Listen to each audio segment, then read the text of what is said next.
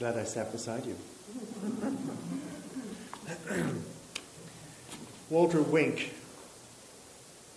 wrote a book called Jesus and Nonviolence, The Third Way. Because of time, I'm just going to read what he says is not the passivity of being Christian, being sort of milquetoast. He said these are the most radical words in the history of the West. He says it was one of the most revolutionary political statements ever uttered. From Matthew. You have heard that it was said, an eye for an eye and a tooth for a tooth. But I say to you, do not resist an evildoer. But if anyone strikes you on the right cheek, turn the other also. And if anyone wants to sue you and take your last outer garment, give your inner garment as well. And if anyone forces you to go 1 mile, offer also to go the second. Words that you might have heard many times, but they have a slightly different flavor than you might imagine. So let's take a few moments of quiet. We've had a lot of words and some good music today. Just appreciate a time of just rest, since our lives are filled with so much sound.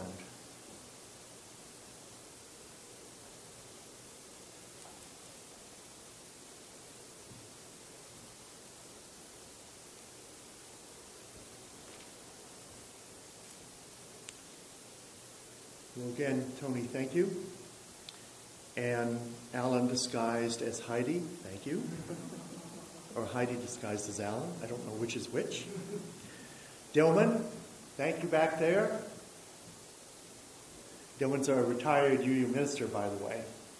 And UU, for any of you who are new, Unitarian Universalist. And then Monica, of course, thank you for your music. Now, today I want to continue exploring our identity as Unitarian Universalists in Clemson.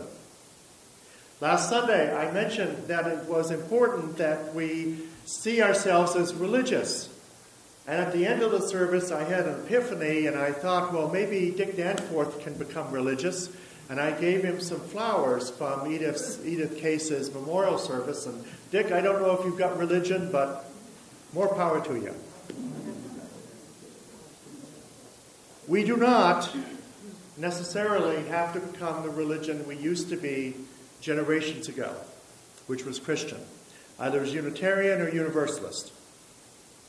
However, we might be able to understand it in a new way and perhaps subversively.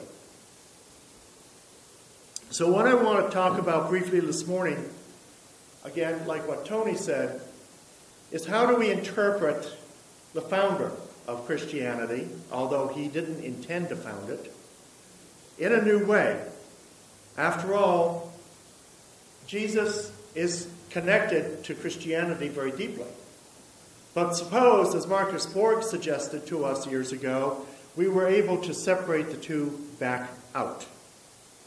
Now, I want to mention a caveat. I'm not Christian. I never have been. I couldn't ever imagine myself being one. In fact, I remember reading about Christianity when I was a child, because I grew up on a farm, and I was home taught, and we never went to church. And I thought, what a strange religion this must be. Yes, I enjoyed going to the library in my home in Maine and at Christmas, and there was a fire in the fireplace every night, and the lights were twinkling on the tree, and the room was dark, and the Christmas carols were beautiful, but I didn't care about the theology. What I cared about was the presence under the tree.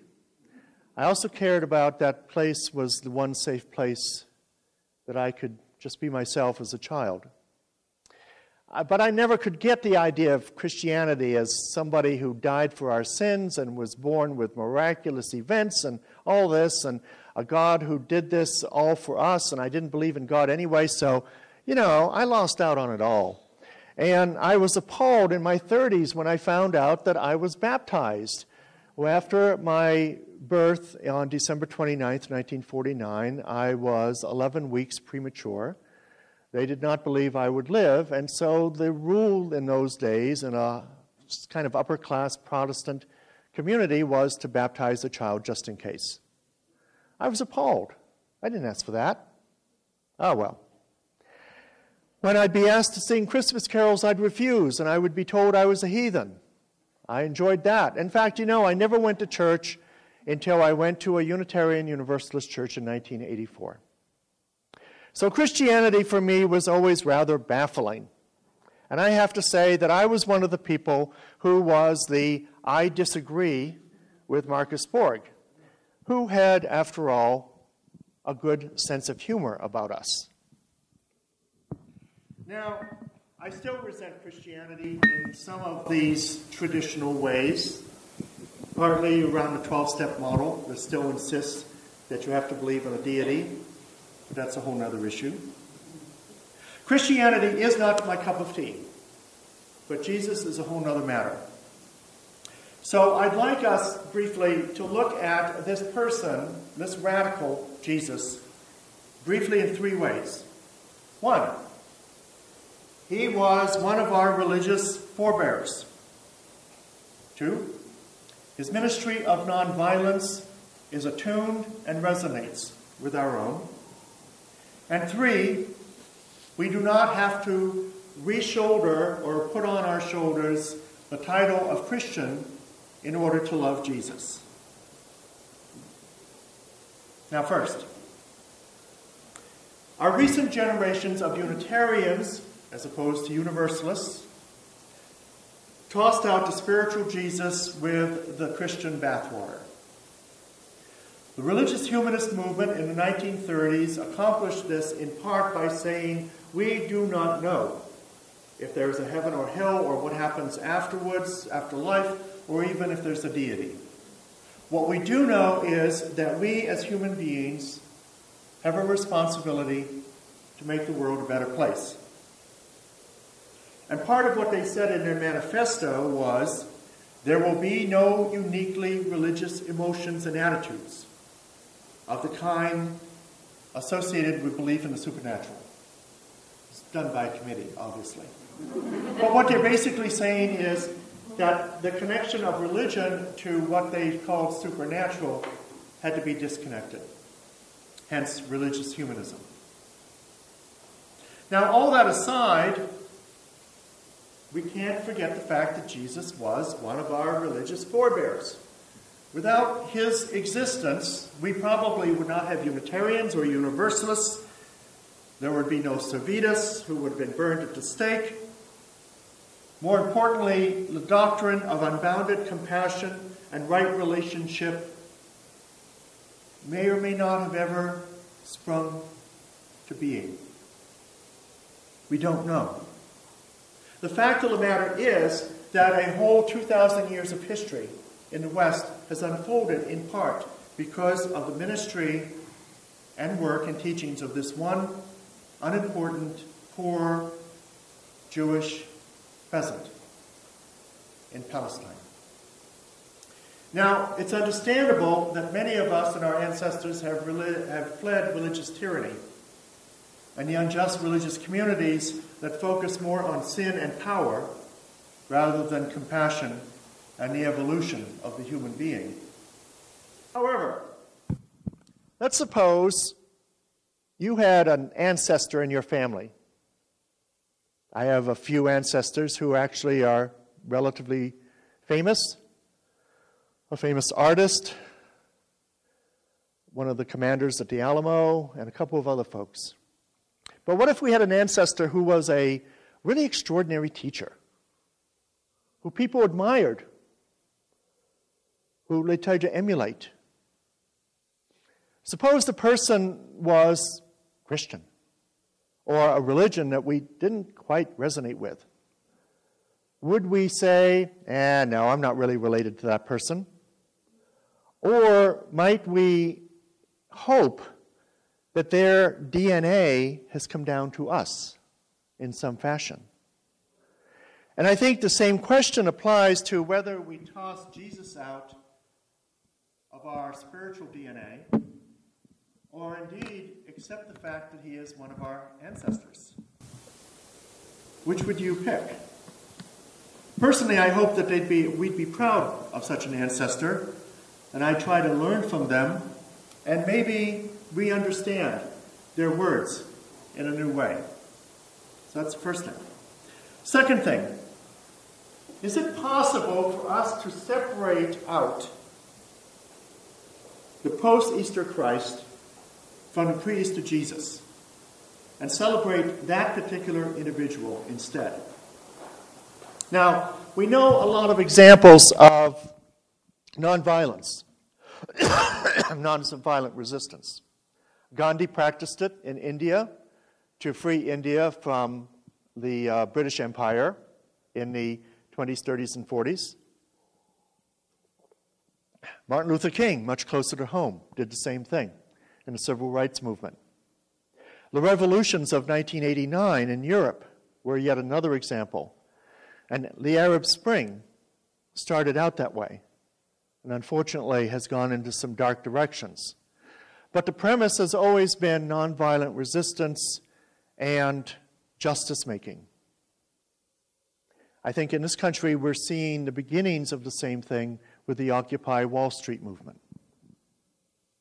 Well, the fact of the matter is that Gandhi and King, among others, got this idea of nonviolent resistance to tyranny from a teacher of 2,000 years ago, Jesus of Nazareth. Now, I read earlier that brief passage from Matthew, if you believe an eye for an eye, a tooth for a tooth, and so on, but give your garments to the person who demands them, or so on. That last phrase around, if someone tells you to walk a mile carrying their burden, offer to walk a second mile. Now you might think to yourselves, whoa, that's pretty passive. But the fact of the matter is, this is why it was revolutionary. The Roman legions were in Palestine at the time. They had very strict requirements by Roman authorities in the military and the imperial government that no Roman legionnaire could demand that a citizen carry their belongings, which was usually about 60, 80 pounds of gear, for more than 1 mile. If they went over a mile, they had to let the person go and find someone else. If they ignored that, they were severely punished by fines and beating. So the soldiers were determined never to allow anyone to take the belongings an extra mile. You see where I'm going? So here's Jesus who comes along and says, well, so you, Roman soldier, want me to carry your gear for a mile. Okay, I'll do that. Here, let me take it for another mile. Now imagine in your mind a Roman soldier desperately trying to get his gear back from a Jewish peasant who's saying, no, I'll take it. I'll keep taking it. Come on, let's go. Because the Jewish peasant knows that if it's one step over that 1 mile, the Roman soldier will be punished. Non-violent resistance, turning power and powerlessness on its head. And that's what Jesus was talking about in that one phrase. And so we, 2,000 years later, now carry that on in our own work, in our own efforts to make the world a better place.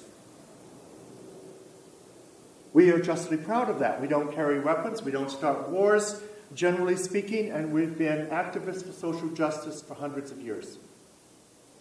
Have we been successful given our relatively small numbers? Who knows? But here's a better question. Can we lift up with pride the theory and vocation of nonviolent resistance that our ancestor Jesus revolutionized 2,000 years ago?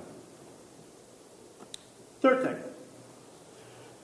Do we have to, and I think this is a key here, do we have to take on the identity of Christian in order to follow the teachings of Jesus? I don't think so. Now, Tony had mentioned a little bit earlier about a Unitarian Universalist Christian group here at the fellowship, of which I'm delighted that we have, thanks to Marguerite and Meg and others. There's a larger community internationally called UU Christian Fellowship, and a lot of our churches in Europe, and also some in New England, are still very Christian, and that's fine. But most of us here probably, to some degree or another, are wrestling with that ancestry of ours. Are we still Christian? Did we turn away from it and hope it goes away and never comes back? Do we hope that we're not in a religious community, but at least one where we can talk a lot? Those are questions that come up a lot in Unitarian Universalist communities. But perhaps there's a third way.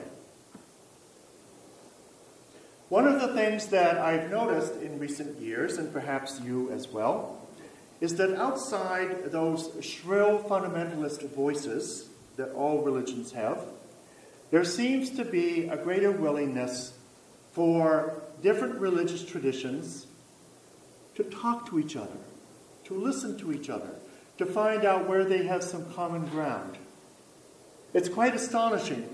Diana Echt, who is a religious scholar at Harvard University, talks of this incredible change in this country in a book called A New Religious America.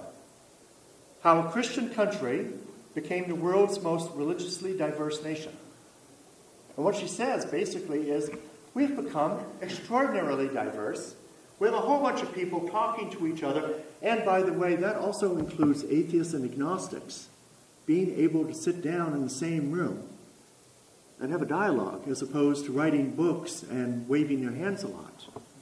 She says that's pretty incredible. So I'm going to give you an example of exactly what's going on. I don't think we would have seen it 10 years ago, 20 years ago. Most of you know that this week I was at interim training in Virginia. It was a small class, oddly enough. They usually have about 30 people, and this time it was 7. And this sounds like going into a bar, but it's not. There were 2 Congregationalists, 2 Lutherans, 2 Episcopalians, and the instructor was from the United Church of Canada. And oh yes, there was one Unitarian Universalist, who was the self-proclaimed heretic. All was good. Now, when I went there and I learned about who was going to be there, I was thinking, oh my. Oh, I must have went, oi. How is it going to work out? Well, frankly, from the first moment, it was marvelous. We shared stories about remarkable congregations, including ones that no one would ever think to visit. This wasn't one of them. We shared horror stories about the congregations that, shall we say, were a challenge. Not this one either. The first morning, though, I was asked, being the outsider, if I'd be willing to lead a prayer to start our day. Okay? I immediately came up with the practice that we do on Tuesdays, and I've done here. Metta practice from Buddhism. May I be filled with loving kindness. May I be well. May I be peaceful and at ease. May I be free from fear. And then saying it again for someone you love. A third time for someone with whom you have conflict. And then finally for all beings in the world. They loved it. And they said, could you email it to us so we can use it with credit in our church services? Because this is something people need to hear. And of course I said sure, and I sent it to them immediately on my smartphone. On the last morning, and we got to know each other pretty well through that course of the days, you would believe, by the way, how much Christian ministers can drink. They had there was an Episcopalian retreat center, and apparently Episcopalians are really virtuous around being able to imbibe. And they, I think, went through, because I don't drink, obviously, because I'm a recovering alcoholic, but they drank like 6 bottles of wine in 5 days. That was pretty impressive. And I just sat there and I listened to the gossip, and it was great. But we all got to know each other pretty well, and on that last morning, another interfaith moment happened. Another minister who is an evangelical Lutheran and has very proudly displayed a fish symbol that's rainbow colored on the back of her car, read a version of the Beatitudes of Jesus to us. It's from a very contemporary version of the Bible called The Message. It is extremely disliked by traditionalists. I'll now read part of it as what she read as a final prayer. And this will be my version of a final prayer that Tony did. As I read this, ask yourself the question: would these words or versions of these words that Jesus spoke as one of our religious ancestors resonate for you? And if they do resonate for you, would you then disclaim his existence?